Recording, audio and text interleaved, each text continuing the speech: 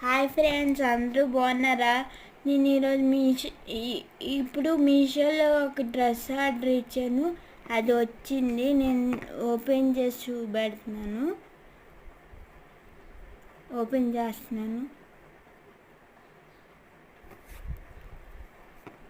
ఈ dress quality చాలా బాగుంది. కలర్ కూడా చాలా బాగుంది. శ్రీలేఖ చాలా టెన్షన్ పడుతుందండి. ఎందుకంటే ఇంతకు ముందు కూడా అలా ఇస్తే వేరే సైజు వచ్చింది.